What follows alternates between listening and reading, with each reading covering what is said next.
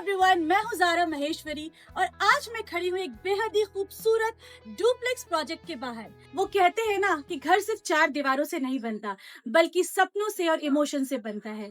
तो इसी सपने को हकीकत में बदलने के लिए चाहिए होता है एक परफेक्ट विजन, और इसी घर का ये रॉयल विजन तैयार किया गया है रिनाउंड वास्तु कंसल्टेंट और इंटीरियर डिजाइनर निमिषा जायसवाल जी ने।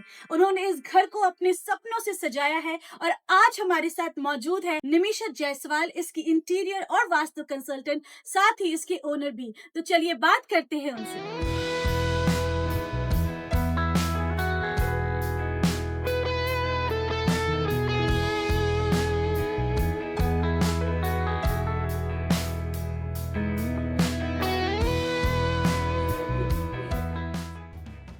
हेलो सर, सबसे पहले कंग्रेचुलेशंस इतने Thank you, sir. खूबसूरत घर के लिए। Thank you so तो much. आपसे पूछना चाहूंगी कि जब इस प्रोजेक्ट की शुरुआत हुई थी तो आपको अपने ड्रीम होम को लेकर के क्या सपना था, और आज जब आप इस घर को देख रहे हैं तो ये आपका सपना कितना पूरा हुआ? ये गूज़बम्प्स हो रहे हैं आप जो क्वेश्चन पूछते हैं। तो मुझे जो सोचा था वो डिजर्विंग मैंने मिला। 100% पूरा हुआ आपका सपना? 100 मोर देन 100। वाह वाह मैम, तो सर ने तो बता दिया कि उनका सपना 100% से भी ऊपर पूरा हुआ है। तो आपसे पूछना चाहूंगी एज अ फीमेल, क्योंकि आप लोगों को घर सबसे ज्यादा अच्छा लगता है, लेकिन आपके हिसाब से इस पूरे घर का आपका फेवरेट कोना कौन सा है?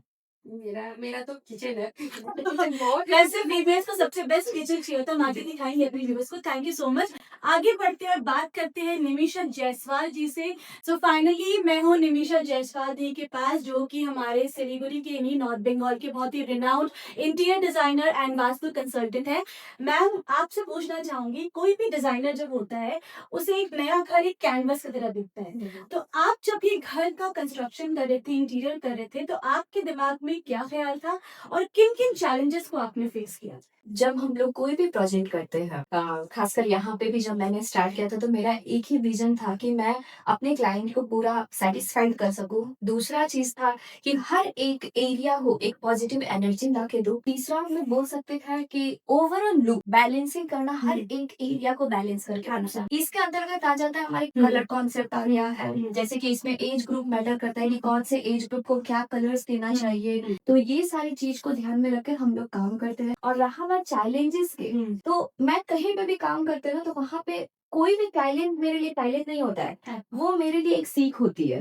कहीं पे भी अगर क्लाइंट कुछ बोलता है कि मैम ऐसा करो, ये करो, कुछ नया, उनके तरफ से मुझे सीखने को मौका मिलता है, क्योंकि सीखने का कोई एज नहीं होता है, हम कितने भी बड़े इंटीरियर डिजाइनर से क्यों ना हो जाए। तो जब चैलेंज उनकी तरफ से आता है, जैसे कि मैं यहाँ पे 2-3 एग्जाम्पल दूंगी जो मेरे साथ हुआ, बट वो चीज मेरे लिए नया सीखता। जैसे कि फॉल सीलिंग जब बनाते हैं तो वहाँ पे पॉकेट स्लाइड देते हैं, है ना, जिसके अंदर से स्ट्रिप लाइट रहता है, उसके अंदर से इफेक्ट आता है लाइट का। तो यहाँ पे क्या था, क्लाइंट का ही कहना था कि नहीं, मुझे वो पॉकेट लाइट नहीं चाहिए, क्योंकि उसके अंदर गंदगी चला जाता है, डस्ट बढ़ जाते हैं और उसको क्लीनिंग में प्रॉब्लम आता है। तो ये चीज सोच के मुझे लगा, हाँ ये तो हर जगह पे अगर हम लोग ये चीज करने लगे। आप इस कॉर्नर की बात कर रहे हैं? इस कॉर्नर जी। और जहाँ ये पूरा ओवरऑल जितना भी सीलिंग बना है, यहाँ पे पॉकेट स्लाइड्स हम लोग नहीं दिए और उसको एक नया डिजाइन में कन्वर्ट करने की कोशिश की है। कभी भी किसी प्रोजेक्ट से आप अटैच हुए हो? बिल्कुल, जब भी हम लोग कोई भी प्रोजेक्ट लेते हैं ना, तो मैं उसे कभी भी एज ए प्रोजेक्ट नहीं काम करती हूँ। वहाँ पे वो एक क्लाइंट का सपना रहता है, तो उस चीज को लेकर, उस कॉन्सेप्ट को लेकर मैं वहाँ पे जब भी जुड़ती हूँ तो मैं वो फील करती थी कि मेरा घर है, और तभी हम अपने उसमें अफोर्ड को डाल पाते हैं। तो ये चीज मेरा रहता है। एब्सोल्युटली, वो इस घर को देख के पता ही चल रहा है। तो चलिए हमारे व्यूअर्स को दिखाते हैं इस घर का कोना कोना। तब तक के लिए देखते रहिए।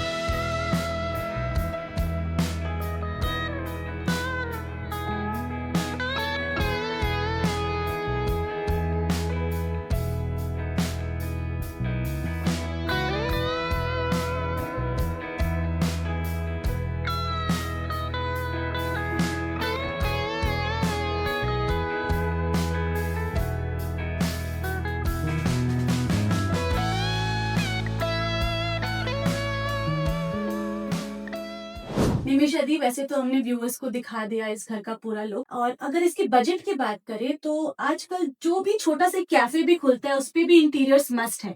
तो जब एक घर यानी कि जब डुप्लेक्स बनता है, जब 3 फ्लोर्स 2 फ्लोर्स बनते हैं, तो उस बजट में आप कितना रिस्ट्रिक्टेड रहते हो एक घर को बनाने के लिए? सबसे पहले तो मैं एक चीज़ कहना चाहूँगी कि बजट जो है ना आजकल हर एक आप देख लो तो लोअर फैमिली से लेकर मिडिल क्लास फैमिली में बजट बहुत मैटर करता है ना? एब्सोल्युटली। तो हमारा और मेरे टीम का मोटिव ही यही है कि आप बजट दें और उस बजट में हम आपको one of the best design करके प्रोवाइड करेंगे। मतलब इन शॉर्ट हम कस्टमाइजेशन बोल सकते हैं बिल्कुल, उसको। बिल्कुल, तो बिल्कुल। जितना आपके पास बजट है, अगर आप उस उनको बजट बताते हो, में उस ही बजट में ही आपको इतना अच्छा लुक भी मिल सकता है। बिल्कुल, बिल्कुल। ओह! जैसे कि मैं इस साइड का भी अगर बात करूँ, कितना बजट लगा वो चीज़ मैं नहीं बोलूँगी, लेकिन क्लाइंट ने जो बजट दिए थे, उसके अंदर में ही मैंने इस पूरे साइट को कंप्लीट किया है। एब्सोल्युटली, मतलब ये इस घर को देख के हमें बहुत ही रॉयल लुक फील हो रहा है। चलिए ऊपर देखते हैं अंदर।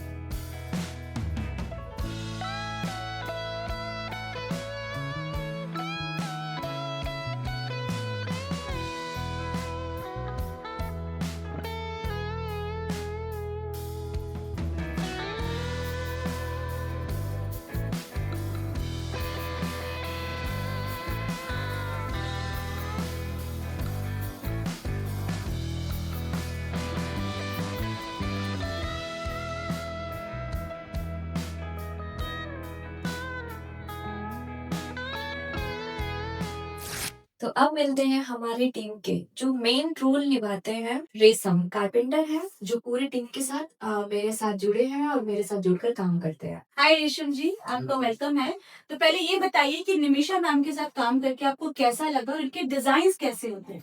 मैम निमिषा मैम के साथ हमें काम करके बहुत अच्छा लगा। इनके जो डिज़ाइन्स वगैरह होते हैं ना, वो बहुत ही डिटेल के साथ हमें दिए जाते हैं। तो डिज़ाइन्स वगैरह हमें इतना बढ़िया से देते हैं, जो मैम का एक्सप्लेनेशन भी बहुत अच्छा रहता है। का मेजरमेंट्स वगैरह एकदम परफेक्ट दिए रहते हैं। क्लाइंट के साथ मैम पहले पूरा फाइनल करके फिर हमको वो डिज़ाइन देते हैं। अच्छा, यहाँ पे कुछ बैठने का अरेंजमेंट किया है आपने? जी, जी मैम। जैसे ये ड्रेसिंग है, तो ये हमने दीवान टाइप दिया हुआ है, जो आप लोग ऐसे करके ओह वाओ! जी, तो इसमें आप लोग बैठ के रेडी हो सकते तो मैं बता दूं आपको, फिलहाल हम एक मास्टर बेडरूम में हैं इनके फर्स्ट फ्लोर पे, जहाँ पे इनका ये पाउडर रूम है, क्लोजेट है जो हम देखते हैं बॉलीवुड मूवीज में कि आपको एक पर्सनल क्लोजेट मिलता है। तो आप मुझे बताइए कि मैम ने बताया कि 6 मंथ्स में हैंड ओवर किया गया था ये, जी। तो वो प्रेशर कितना था आपके ऊपर? मैम प्रेशर तो हमारे पास था, लेकिन हमारे पास मैन पावर्स बहुत है, तो इस वजह से हम लोग पूरा डे नाइट काम करते हैं। हम लोग खुद भी रहते हैं, हमारे फैमिली का ये टीम है, तो वो सब मिल के हम लोग काम करते हैं। मैं वही देख रही हूँ रेशम जी कि काफी अच्छा सा फिनिशिंग किया है। वैसे पिलर में भी आप लोगों ने इतना अच्छा वर्क किया है कि मुझे लग नहीं रहा है कि किसी कारपेंटर का ये काम है। Thank you so much. चलिए आगे देखते हैं और भी।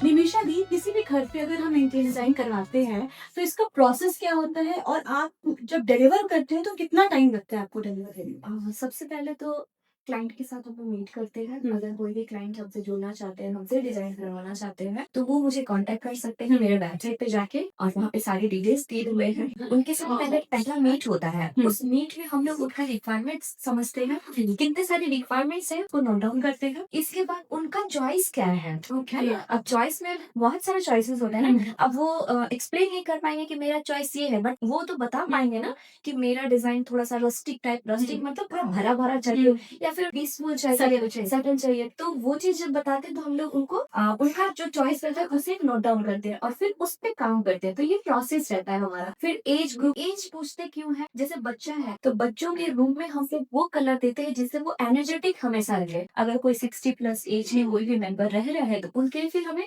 थोड़ा सा वार्मनेस हो गया, थोड़ा सा पीस कलर हो गया, तो इस वजह से हम लोग ये सारा डिस्कशन पहले करते हैं, उसके बाद फिर हम लोग पूरे प्रोसेस पे काम, प्लानिंग एंड बाकी सारे काम। तो इस प्रोजेक्ट को आपने कितने महीने में हैंडल किया? ये जो काम था यहाँ पे मैंने इसको 6 to 7 मंथ में कंप्लीट किया था। My God, 6 months. हाँ बिल्कुल। ओके, सो ये डुप्लेक्स पूरी इनकी जो हैंडओवर हुई है 6 मंथ्स में हैंडओवर हुई है। Thank you so much. जैसा कि मैंने पहले ही कहा था कि घर सिर्फ दीवारों से नहीं बनता बल्कि इमोशंस और एक खूबसूरत एहसास से बनता है। तो अगर आपको भी अपना घर, ऑफिस या इंडस्ट्रियल वर्क, डिजाइन और वास्तु ऑस्पिशियस चाहिए तो आप नीचे दिए गए डिटेल्स पे कांटेक्ट कर सकते हैं।